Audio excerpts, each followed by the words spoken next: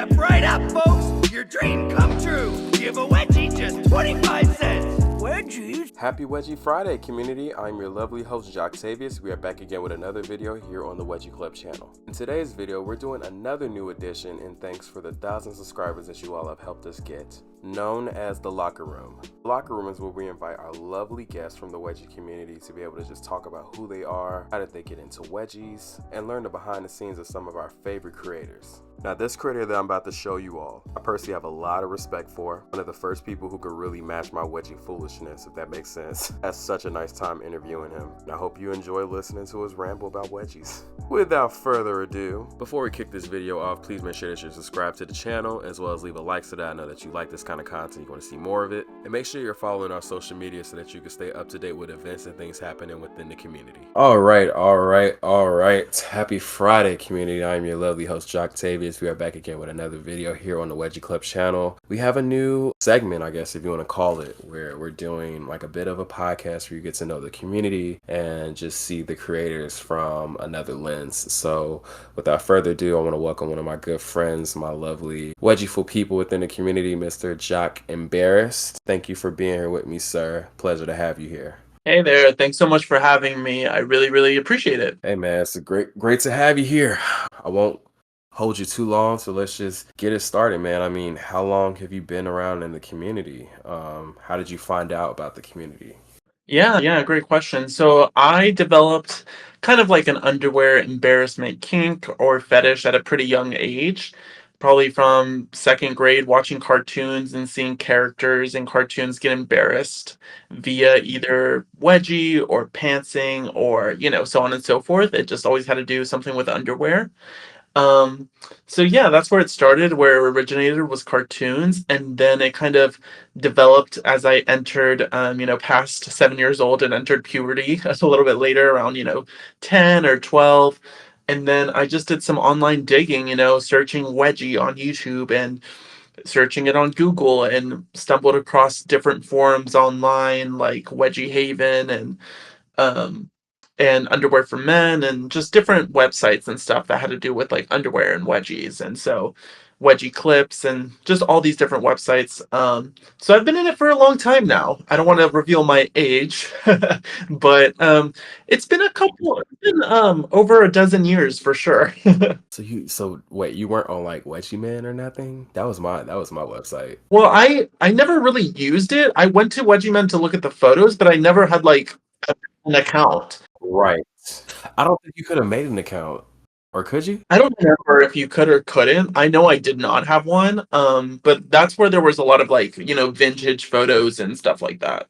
But I did use it and stuff. I love that. I mean, I think Wedgie Haven, of course, is like top tier. I mean, every time somebody want to cry about the community and the changes that's happened, when I was growing up, we all had Wedgie Haven and blah blah blah blah blah. So I know that definitely that was the one for the girls. Like you say, there were so many websites out here that we had back in the day that unfortunately, I think because the internet has changed over the years with regards to privacy agreements or whatever that it is, that a lot of these websites have been taken down. And yeah, we just don't have access to them no more. So, I mean, we have social media these days. These were the ways that we did, y'all, before, we had Instagram and Twitter and shit. So just to give y'all some background history on how the folks got around before social media became the new playground for us. Okay, so you kind of already said this, but are you a briefs wearer by choice? Oh yeah, I've always been a briefs guy, briefs man. I've worn them pretty much my entire life. So yeah, it's been pretty much a consistent thing throughout my childhood, my teen years, my years in college, and now as a full adult. Always been a briefs guy. See, I'm not gonna say I'm jealous, but it's crazy because I used to I've always been into briefs, but I had like stages. Like I started out in briefs, then I went over to boxers and boxer briefs. And then I think once I got to college, I went back to briefs because I had control over my underwear drawer and nobody was washing my clothes at this point. So I just felt like, might as well just go back for the change. But yeah, that's crazy, man. What's your favorite pair? Oh gosh, you know what? I don't really have like a favorite. I'd say I feel like I get that question fairly often, but I can never decide on an exact favorite. I think it just varies depending on my mood and what I'm into. My favorite style would probably be like a low rise brief is my preference. I'm not much of big fan of like full rise, and mid rise is all right, but a low rise brief has always been my preference. And yeah, I've definitely done a lot of experimenting myself with different underwear styles. You mentioned going through some phases and stuff. I definitely went through my fair share of experiments. I, to this day, now own, I think, every style of underwear for men, from thongs to boxers, everything in between. But I still prefer briefs and, bikini briefs. Those are probably my top two choices. And thongs probably in third place. Then boxers, and then boxer briefs and jocks last. Okay, so we're very, very similar, but why do you choose briefs? Like what's guiding the choice? I think that's just the first style of underwear that I fell in love with, the one that like my kink really developed. And then in addition to that, I do find them the most comfortable to wear personally. I don't like feeling the material on my legs, having them right up. I feel like that's a big debate amongst men in general is like, oh, boxer briefs versus briefs. But in my opinion, boxer briefs don't hold a candle to briefs just because of the issue that you have with the leg riding up, and sometimes the boxer briefs can get loose throughout the day, then they turn into boxers. So those are just some little gripes that I have about boxer briefs, and they're actually like the least common style of underwear that I wear, along with jock straps. I wear boxers more than I wear boxer briefs, just because I like to wear boxers to bed every now and then. So yeah. Oh my God, I'm the same way. That's insane. I literally love wearing them for the shorts. Yeah. Especially like I live in Texas, so it's really hot. Oh yeah, y'all got that sticky heat. I've been out there before. I was like, oh hell nah. It's a different type of heat. Yeah. So what pair are we wearing today? I think I got on Fruit of the Loom. Oh, for the Loom, classic. Tighty Whities or a different color? I'm not finna do this with you on this. We're supposed to be interviewing you, not just playing Tighty Whities. I mean, you were giving Tighty Whities vibes in the interview today. Since when am I? Wait, what? Huh? I'm just saying, I had to out you for it. I have that ability. I can tell what a guy is wearing, so I don't even have to see you. I can just hear your voice. Your pitch was a little bit high. Those Tighty Whities are probably riding up a little bit too tight on the balls, and yeah. So it's funny enough, I just launched my website, Wear Tighties, where I built and designed my own custom underwear. Two different styles of briefs there, classic tighty whities with a special waistband that says tighty whities on the waistband. And then I have another pair, a pair of red briefs that have a design all over them with a pair of like fly front tighty whities all over the breath or all over the red briefs. So a little bit of like briefception is what I like to call it. And I'm actually wearing one of those pairs, and I'm wearing the red briefs today. So yeah, that's what I'm wearing. Well, how do they feel? They feel pretty good. They're it's a different material than the white briefs, so they definitely have different feels. And I kind of go over it a little bit in the website, but just to kind of give a brief overview, pun intended always. The white briefs are a micromodal fabric, so they're pretty soft and thin, very, very comfortable. They fit true to size. The red briefs are a polyester based mix.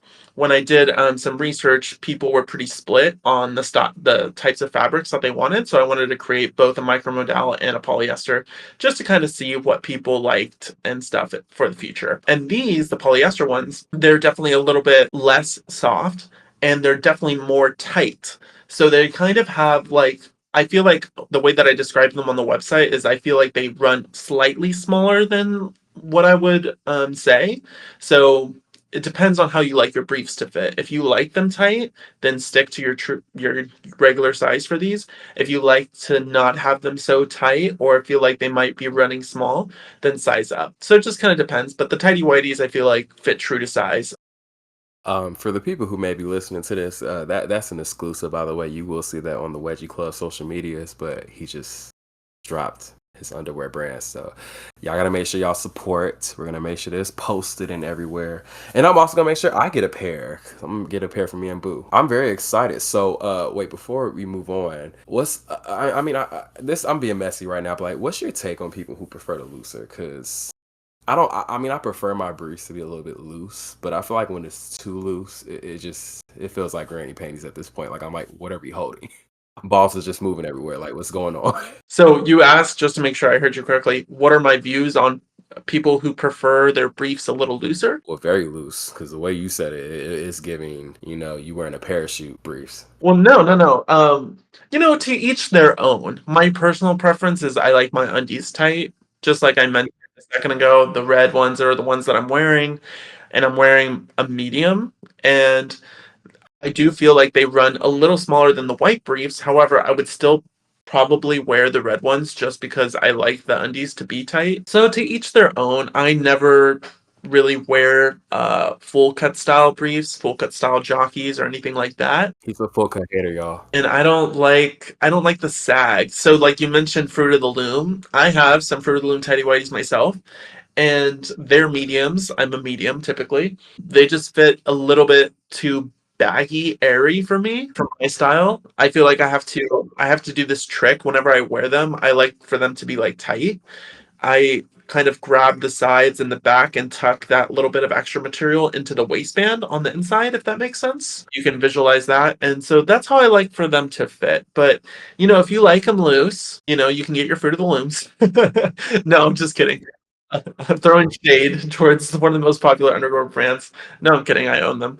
But no, if you like them loose, just size up on wear tighties. Make them wear loosies. I mean, even though I do wear them, I mean, I think I might have shrunken mine because the way they fit now is not how they fit when I first bought them. I agree with you. Like, I do not like the baggy look. I'm with you. Like, I prefer the bikini style, low rise, but I also grown to like the full cut. However, it's dependent on what type of full cut. Because, like you said, Fruit of the Loom full cut be making y'all like y'all got diapers on. I'm not even gonna hold you. I'm not gonna hold you. Like that's just I just call it what I see it. But I still wear Fruit of the Loom as we just said. So But back to you. What inspired the underwear launch? Oh man, what inspired it?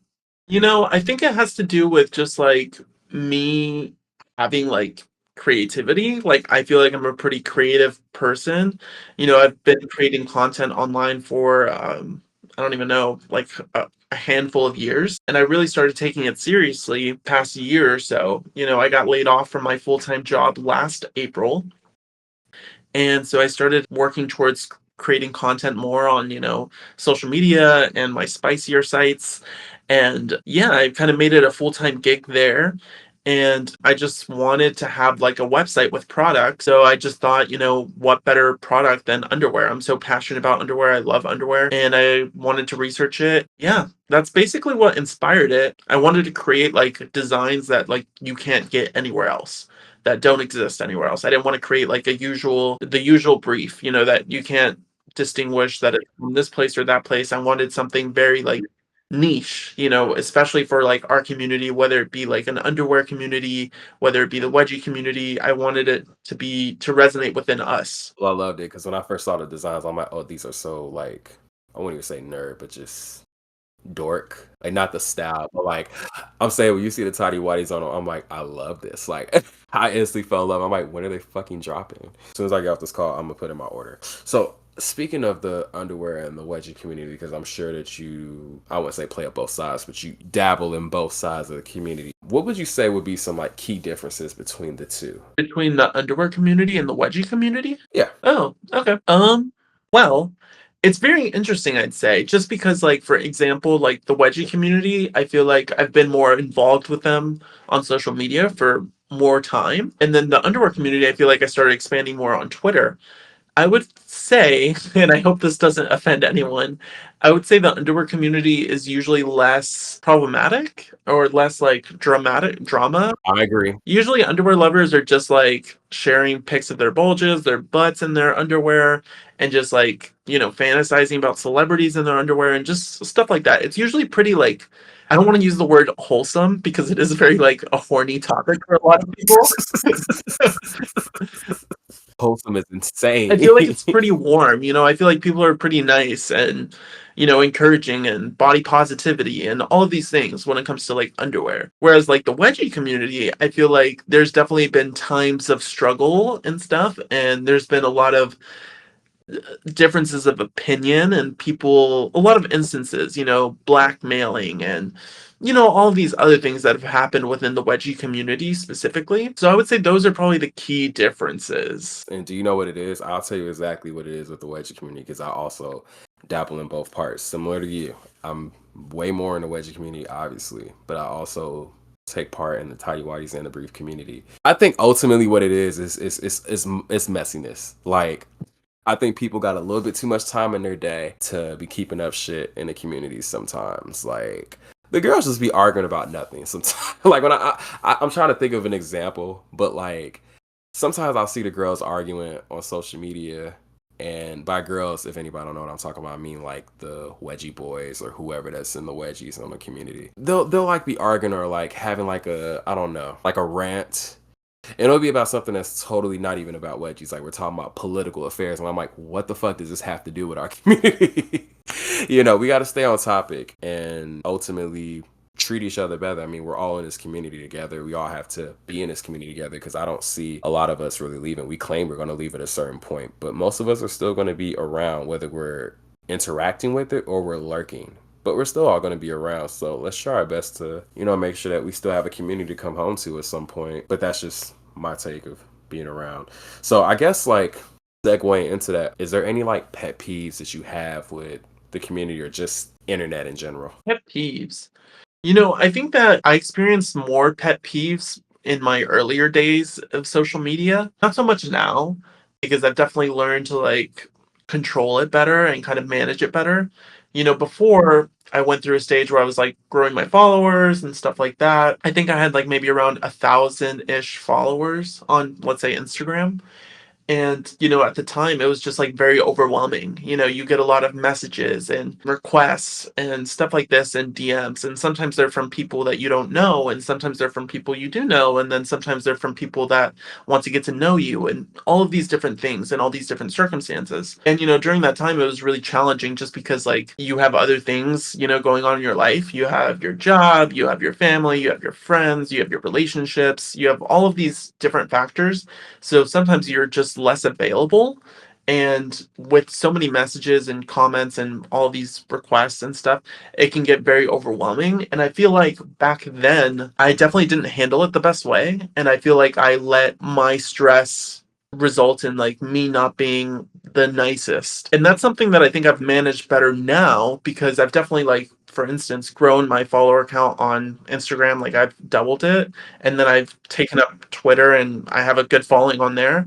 But I've definitely managed it better just by setting certain filters and stuff. Like I have, message requests on Instagram. Like people have to request to message me and stuff like that. It doesn't alert me for everybody. And on Twitter, since my following is pretty decent, I have my messages turned off just because it's just better for me to not have that. And I just respond typically now on, OnlyFans basically, for messages. I'll still respond on Instagram and stuff, occasionally. It's just won't be like a huge conversation typically.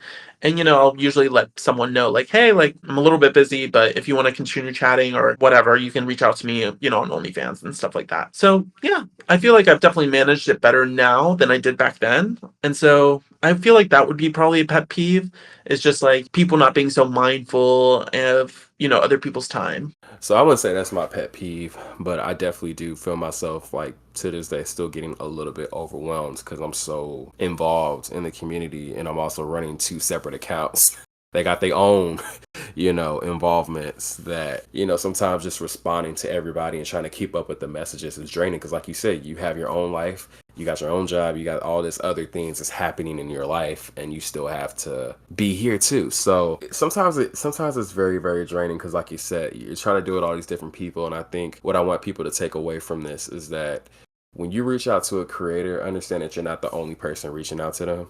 So when we don't respond, or we simply just don't respond like in a quick manner or days later, it's not because we didn't want to talk to you. 9 times out of 10, there was probably 50 other people that was in that message thing. That gets overwhelming. Like you said, we still got lives outside of this. This is not my full-blown life. I would love it to be, but I don't get paid for it. Just my thought. Next question for me would be, of course, we know this question, but I would love the audience to hear this. I mean, do you feel like it's weird to like wedgies? No. I don't think it's weird to like wedgies, especially because just in my time being open about my kinks and interests with guys that I've dated and stuff, I don't think I've ever heard someone say like, "Oh, that's weird," or anything like that. In this day and age, I think that there's so many more things that are accepted. So I don't think it's weird to like wedgies. There's a lot of people who don't have wedgie kinks or wedgie fetishes that actually enjoy it as well. And I think it's just interesting because there's different reasons for why people like wedgies. Some people are really into the domination aspect. Some people are really into the physical feeling of their undies, being pulled up.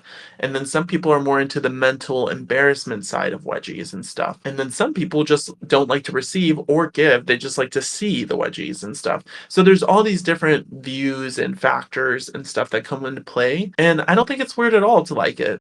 Hit around the mark. I don't think it's weird also to like wedgies. I do think it's weird when you involve people that are not in the community or clearly are not into wedgies into our bullshit. And again, I hope anybody that's listening to this again, please make sure that if you see somebody on social media that happens to do a wedgie video or happens to do something wedgie related and you don't see them following anybody that we follow or having other wedgie videos or anything wedgie related, tweet swat, whatever that's not wedgie related, please move at your discretion. Do not be reaching out to these people because you just make us look bad. Make us look like we're deviants. And we're still human beings who have the choice to make decisions. So let's make sure that we're being cognizant of these decisions, because I'm kind of sick of seeing all the little girls be on Twitter and sending us like DMs like, do you know this person just DM me and sent me a video of them doing this? And it's just like, why are y'all doing this? And I think it plays into like what you were saying, like that blackmail fetish. It's something else. Like I don't know if people get off to like people who are not into it. I don't know. That's just my take. Yeah, it's always interesting whenever you're like browsing on YouTube and you see like a wedgie video that clearly has, two people that are not in the community, doing just a simple prank or whatever the case may be. And then, you see a few comments from Wedgie Lover 2.0 and Pull the pants down next time. yeah, you see these comments and it's like, okay, I feel like anyone can connect the dots that's a little bit sus. It's one thing to comment and be like, LOL, that was funny, and your username be, a normal traditional username, and it's another to say something vulgar and your username be fetish inclined. So yeah, just be mindful of that for sure. Please, for the life of God, please stop embarrassing me in public, y'all.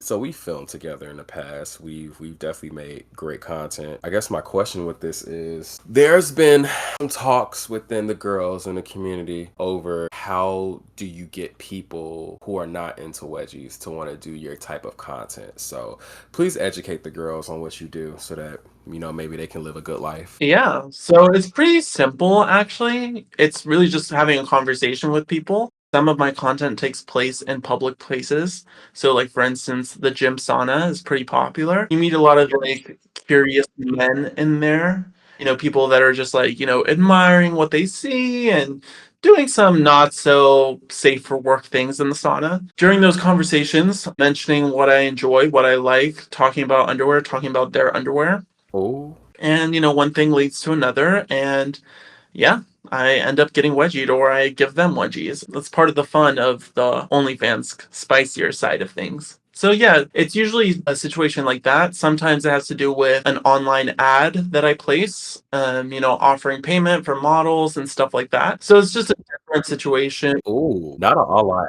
ad. What was that? I was just saying, not an online ad. You better get to work. I love it. Oh yeah, I really want to do like an online ad actually for this underwear and just see if I can get like a real guy who likes briefs, a briefs guy, to try them on and give his honest thoughts and feedback. I feel like that would be like an interesting topic for the OnlyFans and stuff like that, just to kind of get an honest review and me pay them for their time and for trying them and for they can have them and all that stuff. So, and then maybe we can do some wedgies as well. That's just something that I've thought about doing. It's not in the works yet, but but yeah, a lot of stuff and whatnot. And then just also having discussions with friends of mine as well, telling them what I'm interested in, what I like, and yeah. And these are your real friends in real life that you've grown up with before you probably even met the community. Exactly.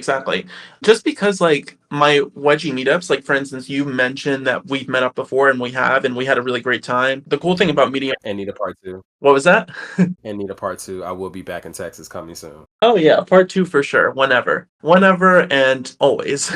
But yeah, we had a great time. And one of the things that we meshed well between us is that we had a similar viewpoint in what we liked in wedgies. We both are content creators, so we both have that appeal. Then we both have similar ideas and stuff. Because like when you do a meetup, it's really important that you find someone that likes the same things that you like. You like briefs, and if they only like boxer briefs, then you're going to have a conflict right there. If you are solely a giver and they're solely a giver, you're going to have a conflict there. Or if you're solely a receiver, but you also want to give and they don't, and stuff like that, there might be a conflict there. So you have to have certain things like drawn up and certain things checked off.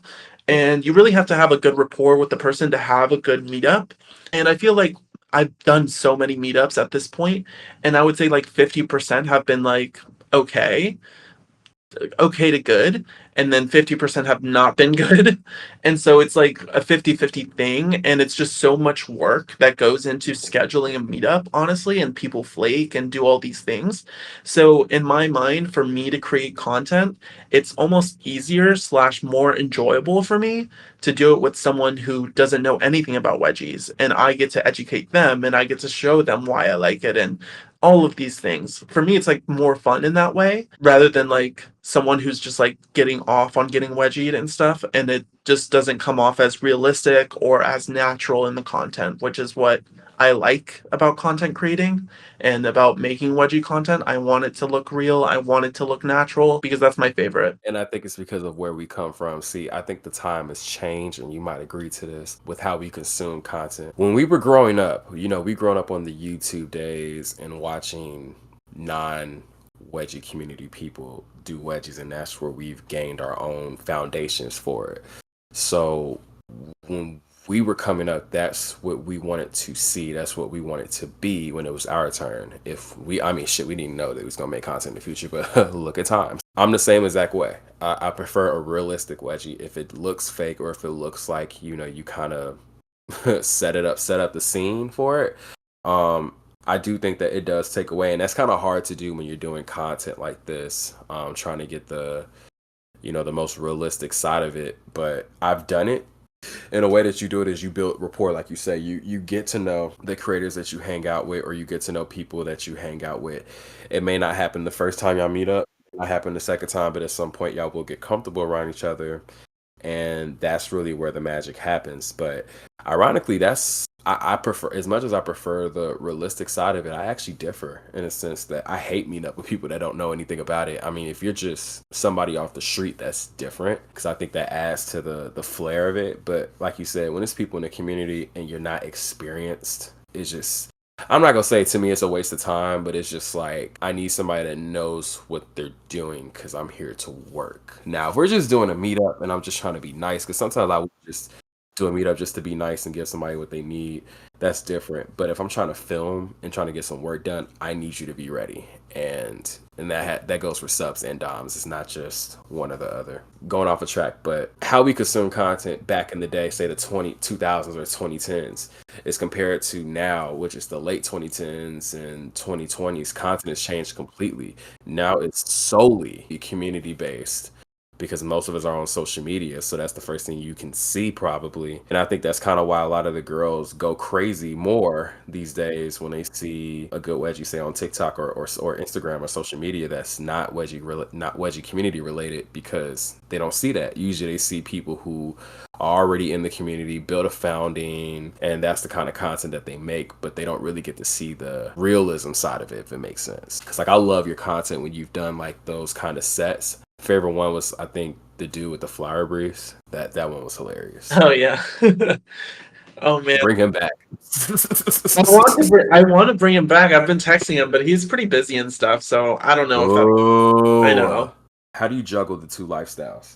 The two lifestyles, just personal life and then content creation life and stuff. Man. Yeah, man. You know this shit ain't easy. Oh man, it is a struggle right now, especially because like this past year I was doing content creation full time. It was just like every day creating content, every day marketing, every day posting something new, every day interacting with people, so on and so forth. It's been a lot. It's been very challenging just because like you have to kind of like force yourself to be creative, and at a certain point you start to not love it as much because you are a little bit tired, or you're like, this doesn't feel as authentic or as natural, or it's not as good. Me personally, when it comes to my content, I'm a bit of a perfectionist and I like to make it as good as possible. People are paying $10 for a month's subscription to my OnlyFans, and I want to make sure that they're getting their money's worth. I kind of take it super seriously, and then now that I've added this like underwear business to it and stuff, it's just another thing. So it's been a lot of balancing and juggling with my personal life. I gotta say, I've been kind of slacking there. I am struggling with hitting the gym. I see you're putting in work, but I am struggling. So hopefully, Bring your ass back. I have been struggling to hit it there. I've been doing pretty well as far as like playing sports and stuff. Like, that's just cardio for me. It's not really like working out. I've been struggling there in that department. I'm hoping to get that balance back soon. Yeah, understandably, man. And I go through those same things. Like, I'm just now honestly learning how to balance not just my personal life, but then I got to do the club. And then I got to do just now going back a little bit on tour. I'm not trying to plug myself, but basically saying I'm learning how to better organize my own life too, and all the different variables that go with it. Like you said, man, this shit is a struggle. I always like to say you take it day by day, play it by ear, do what you do best. I'm gonna wrap up this interview a little bit because I don't want to hold you up too long. I do appreciate you again for your time. What do you want people to take away from this interview? Oh gosh. I hope that people take away that content creating is fun and that people put a good amount of work into content creation. It's not just standing there and, getting a wedgie or giving a wedgie. Sometimes people go as far as creating scripts for these things, for these videos. People put in work into not only filming the videos, editing the videos, but creating previews to post on social media and also interacting with people as well on social media. And then also, I hope people take away that there is new things coming in the community, whether it be wear tighties, my custom briefs, or whether it be someone else doing something exciting in the community, whether it be, your wedgie club and posting all of these fun videos as far as like the best undies for stretching and all these things. I think there's just a lot of things happening, and so I hope people take that into account and recognize the work that it takes. There's a Wedgie news magazine on Instagram. Yes. Support them too. Exactly. Just posting all these like creative outlets and stuff, getting people more recognized and stuff. So there's just a lot of things going on. I hope people take that away. And one thing I forgot to mention earlier is the underwear that I'm selling on my website, weartighties.com, is available. I am offering, 10% off currently for the month of June, just using the code WELCOME10, all lowercase, all one word. Those are numbers at the end, 10, welcome 10, for 10% off. And then if your order exceeds $40 or more, that's just 2 pairs of briefs. It's free shipping as well. So that's something I wanted to throw in there so that people can take advantage and get that discount. That's some of the stuff that I hope people take away. Period. Better said. And lastly, what is your ultimate goal with your content or your little wedgie career? Oh gosh. That's my last one. Last one. You said ultimate goal? Yeah. I really don't know. Honestly, like I did not know that it was possible to grow like this on social, like on spicier side and stuff. You see, like, just to put in perspective, there are these famous OnlyFans models and stuff they're in the top 0.01% of OnlyFans, and they make like $50,000 a month or something insane. Living a good life. Right, sure. And let me just specify that I'm nowhere near that. He's lying. The support that I have has been really outstanding. So I really couldn't be more grateful for that. And my ultimate goal is to just hopefully make those that subscribe to me happy with the content that I'm producing and happy enough that they choose to continue to stay subscribed or resubscribe in the near future. So that's probably my ultimate goal, is to just continue building the fan base. And I really, want my first goal for this underwear launch to sell out by August. That would be my dream come true, so I can get working on the next designs. And also, public service announcement. I know this video is going to go up on Friday. Can I say the date?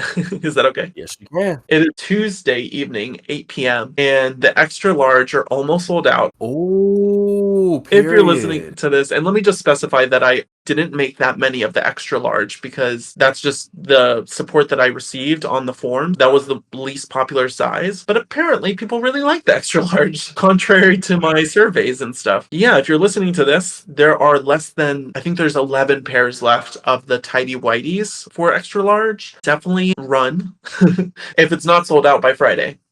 So we'll see. Well, you heard it straight from the horse's mouth. Wear Tighties is out now, y'all. Make sure y'all go support. Thank you so much, JockEmbarrassed, for coming to podcast room and talking with me, man. I really appreciate your time. Let them know where they can find you at social media wise. Yeah, sure. So you can find me on Twitter, Instagram, Tumblr primarily at JockEmbarrassed. I also am available on OnlyFans and Just for Fans. Same username as well, except for the Just for Fans is JockEmbarrassed JFF. Those are all the social medias that I have at JockEmbarrassed. Well, that's it. Y'all have a great rest of y'all weekend. Stay safe out here. Stay wedgy. We'll see y'all in the next video. Y'all take care.